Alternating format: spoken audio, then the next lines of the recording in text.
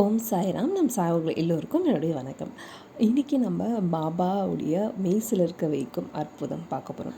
பாபா கிட்ட சபதம் போட்டுட்டு போன தன்னுடைய மகளுக்கு பாபா என்ன அற்புதம் பண்ணார் அப்படின்றது தான் பார்க்க போகிறோம். இந்த சகோதரி சென்னையில் இருக்காங்க. இவங்க ரொம்பவே தீவிரமான பாபாவுடைய பக்தை. இவங்களுக்கு உடல்நலம் சரியில்லைன்னு சொல்லிட்டு டாக்டர்கிட்ட போகிறாங்க. அப்போ டாக்டர் சில டெஸ்ட் எல்லாமே எடுக்கணும்னு சொல்லியிருக்காங்க. நார்மலாகவே இவங்க ஊசிக்கே பயப்படுற ஆள் அப்படின்னு சொன்னாங்க.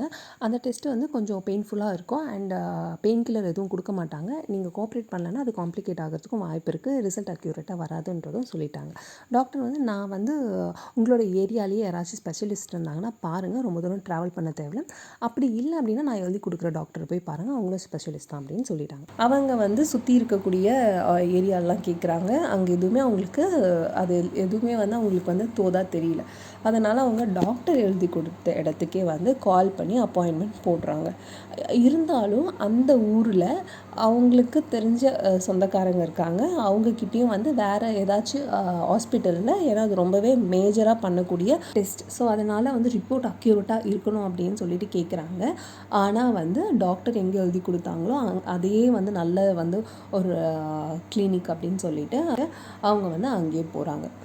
அதுக்கு முன்னாடி அவங்கள சுற்றி இருக்கவங்க கிட்ட அவங்க இதை ஆல்ரெடி எடுத்தவங்க கிட்ட அவங்க கேட்கும்போது எல்லாருமே டெலிவரி பெயின் அளவுக்கு இருக்கும், ஒரு வாரம் ப்ளீடிங் ஆகும், ரொம்ப டயர்டாக இருக்கும், 3-4 டேஸ் இருந்துக்கவே முடியாது அப்படின்லாம் அவங்க சொல்கிறாங்க.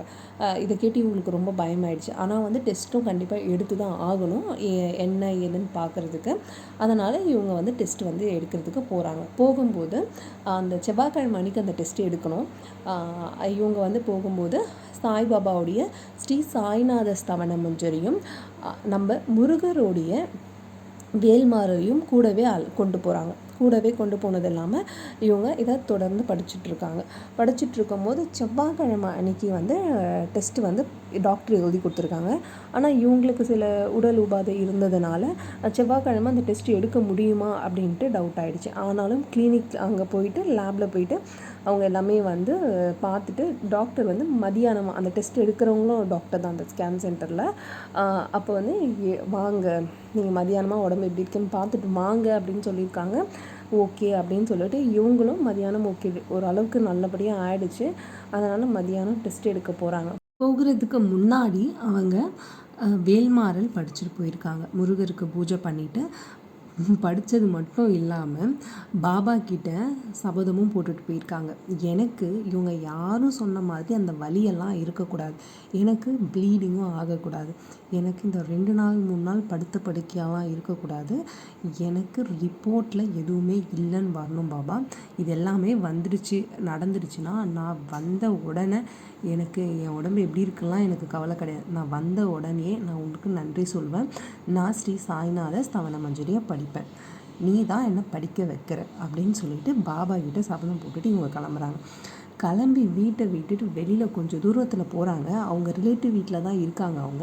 அவங்க ரிலேட்டிவ்க்கே தெரியாத அந்த போகிற வழியில் அந்த இடத்துல ஒரு பாபா கோயில் இருக்குன்ட்டு. அந்த பாபா கோயில் ஒரு சின்னதாக ஒரு பாபா கோயில். அந்த இவங்க தான் பார்க்குறாங்க, இந்த இடத்துல பாபா கோயில் இருக்கே அப்படின்ட்டு. திரும்ப பார்க்கும் பொழுது பின்னாடி ஆரஞ்சு கலரில் பாபா, அந்த ஆரஞ்சு கலரில் இருக்கக்கூடிய பாபாவை நான் ஆட் பண்ணுறேன். ஆரஞ்சு கலரில் இருக்கக்கூடிய பாபா அங்கே அவங்களுக்கு ஆசீர்வாதம் பண்ணுற மாதிரி இருக்கார் ஃபோட்டோவில்.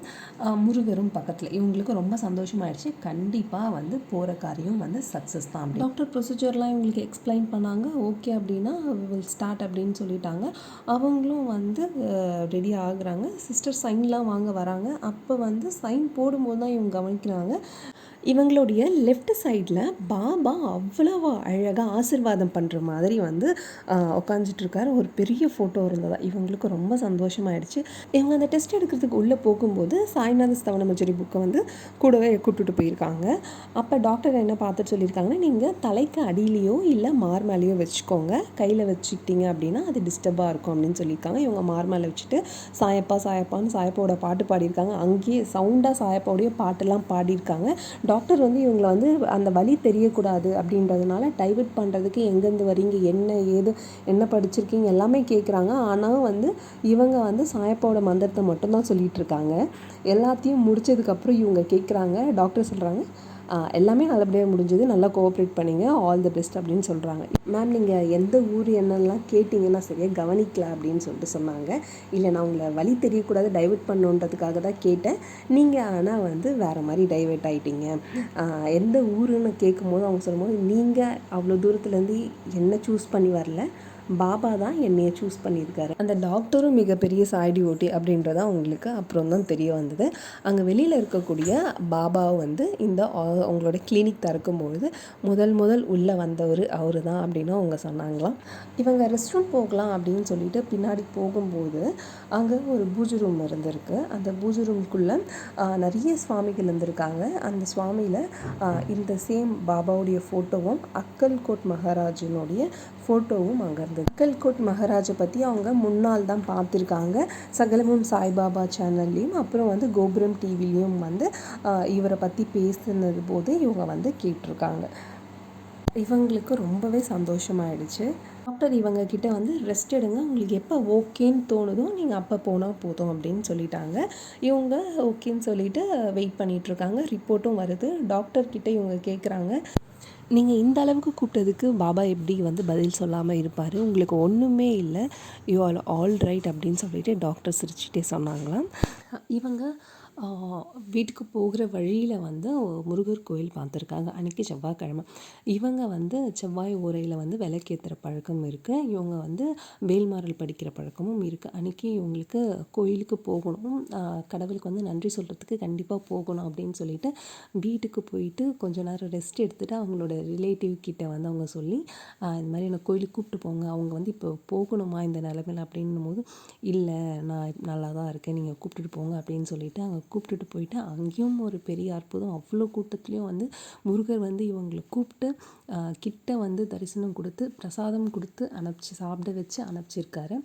பாபா கிட்டே இவங்க வேண்ட மாதிரி எல்லாமே நல்லதாகவே நடந்தது அப்படின்றதுனால இவங்க வீட்டுக்கு வந்து நன்றி சொல்கிற வகையில் வந்து சாய்பாவுடைய ஸ்ரீ சாய்நாத ஸ்தவன மஞ்சரி புக்கை வந்து ஃபுல்லாகவே படித்து முடித்தாங்க. இவங்க சொல்லும் போது அவ்வளோ சந்தோஷமாக இருந்தது. எந்த அளவுக்கு நம்பிக்கை இருந்திருந்தால் இவங்களுக்கு இப்படியெல்லாம் நடந்திருக்கும். ஓம் சாய்ராம். இவங்களோட வாழ்க்கையில் எல்லா நல்ல விஷயங்களும் வந்து செவ்வாய்க்கிழமையும் வேலைக்கிழமையும் தான் நடக்குமாம். இவங்க அன்றைக்கி செவ்வாய்க்கிழமை டாக்டர் டெஸ்ட் எழுதி கொடுத்துட்டாங்க. ஆனால் அன்றைக்கி டெஸ்ட் எடுக்க முடியுமா அப்படின்னு ஒரு பயமாக இருந்தது. ஆனால் முருகர் வந்து எடுக்க வச்சுட்டாரு. அப்போ அவங்களுக்கு இன்ஸ்டாகிராம்லேருந்து ஒரு மெசேஜ் வருது. அதை அவங்க நம்மளுக்கு சென்ட் பண்ணியிருக்காங்க. அதை நான் ஆட் பண்ணுறேன். இது எல்லாமே அவங்களுடைய நம்பிக்கைக்கு கிடைத்த பலன்தான்.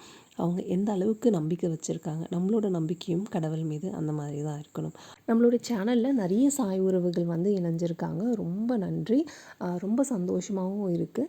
இது வந்து என்னை பொறுத்த வரைக்கும் வந்து ரொம்ப சின்ன விஷயம் கிடையாது. ஒவ்வொருத்தவங்களும் நம்மளுடைய வீடியோஸ் பிடிச்சி சப்ஸ்கிரைப் பண்ணவங்க வந்தவங்க.